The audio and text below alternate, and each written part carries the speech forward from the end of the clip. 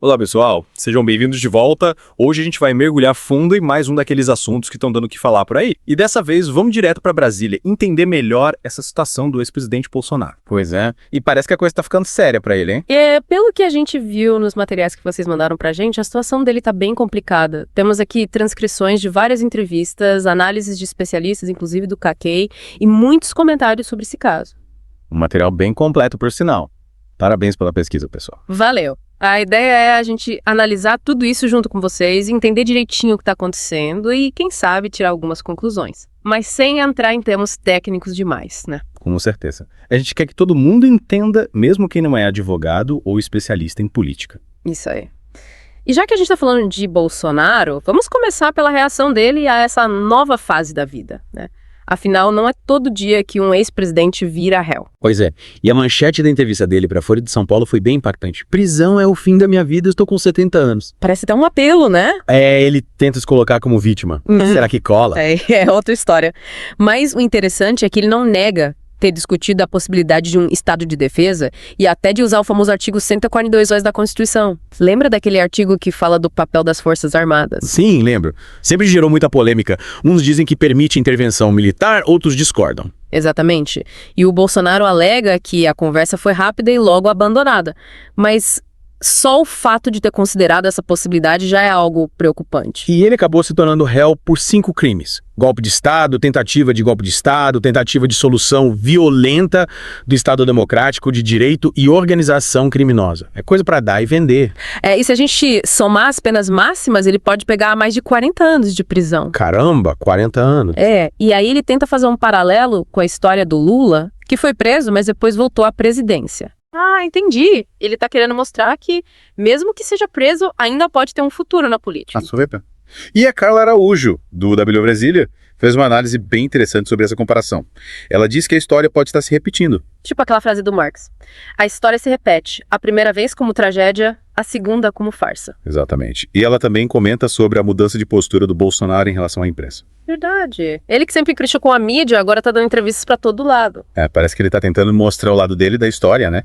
Se defender das acusações. A Carla Araújo até teve a oportunidade de conversar com ele e ele prometeu uma entrevista pro veículo dela. Que mudança, hein? Mas faz sentido, né? Ele precisa se defender de alguma forma. Total.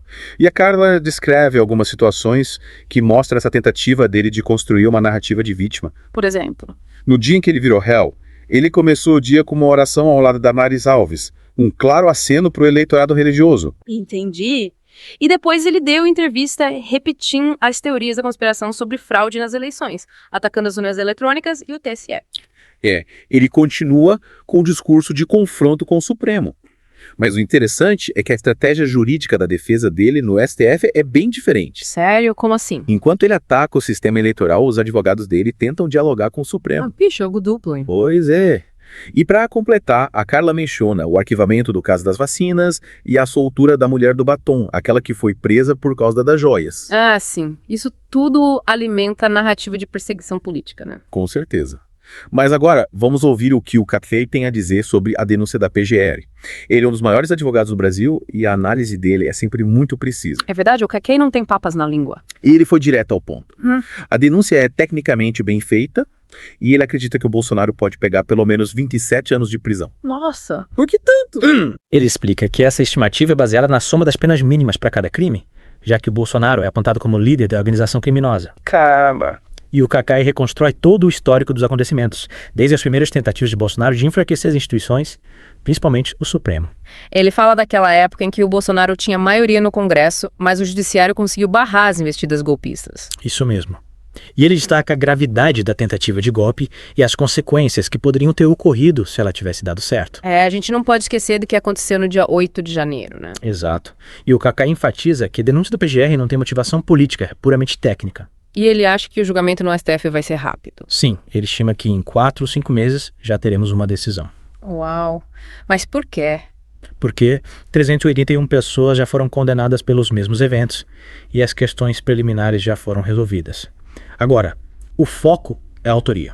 Ou seja, provar que o Bolsonaro realmente participou de tudo isso. Exatamente. E ele destaca a importância dos vídeos do Mauro Cid e de outras provas que corroboram o depoimento dele. Mas e o argumento de que o Bolsonaro não deu nenhuma ordem direta para a invasão da Praça dos Três Poderes? O Kaké rebate, dizendo que apresentar uma minuta de decreto golpista aos comandantes militares já configura a tentativa de golpe. Faz sentido, e ele menciona o depoimento dos ex-chefes do Exército e da Aeronáutica. Sim, ele considera o depoimento deles impressionante, assim como a tentativa de assassinato do ministro Alexandre de Moraes. Nossa, é verdade. Esqueci desse detalhe. Pois é. E a desculpa do Bolsonaro de que estava monitorando Moraes por causa de supostos encontros não convence o Kaké. Ele acha que tudo foi planejado desde o início. É isso aí. E ele explica que o julgamento deve ser ágil, porque a oitiva de testemunhas vai ser feita por cartas de ordem. E quais são as possíveis estratégias de defesa? O Kaké não vê muitas alternativas. A tentativa de levar o caso para o pleno do STF, por exemplo, ele considera uma questão já resolvida. Entendi. E a diferença entre a denúncia da PGR e o indiciamento da Polícia Federal? O Kaké esclarece que a PGR, como dona da ação penal, tem liberdade para apresentar a denúncia da forma que achar melhor. Então, o que vale é a denúncia da PGR. Isso mesmo. E ele minimiza a importância das omissões de falas do Mauro Cid na denúncia. O que importa é o conjunto das provas. E ele destaca que o depoimento do Cid foi voluntário e espontâneo. Exato. E agora vem a parte mais importante. A possível pena de Bolsonaro. Conta tudo. O Kaké explica que, como líder da organização criminosa, a pena dele pode ser bem maior do que a dos outros condenados pelos atos de 8 de janeiro, Por quê? por causa do concurso material. As penas para cada crime podem ser somadas. Caramba! E qual a previsão dele para a pena do Bolsonaro? Entre 25 e 30 anos de prisão. Nossa, que bomba. E para finalizar, o Kaké revela que o próprio Bolsonaro o procurou para ser seu advogado. E o que ele disse? Recusou na hora, sem nem querer ouvir a proposta. Forte. Então, resumindo a ópera, a situação do Bolsonaro é crítica. As evidências são muito fortes e a chance de condenação é alta. E o mais interessante é esse contraste entre o discurso dele e a realidade da denúncia. Sem falar na estratégia de reaproximação com a imprensa e na fragilidade das teses de defesa. E aí fica a pergunta: o que esse momento representa para o futuro da democracia brasileira? Será que a história do Lula vai se repetir com Bolsonaro? Quais as consequências disso tudo? É muita coisa para pensar, hein? Com certeza. E esperamos que essa nossa análise tenha ajudado vocês a entenderem melhor essa situação. Se você gostou dessa análise, deixe seu like e comentário abaixo. Neste mergulho profundo, analisamos as recentes declarações de Jair Bolsonaro sobre sua possível prisão, a avaliação jurídica da denúncia contra ele, feita pelo advogado Kaké, e o cenário político e legal em desenvolvimento no Brasil. Discutimos a estratégia de comunicação de Bolsonaro, a robustez das acusações de tentativa de golpe e organização criminosa e a perspectiva de uma longa pena de prisão. Também abordamos a recusa de Kaké em defender o ex-presidente.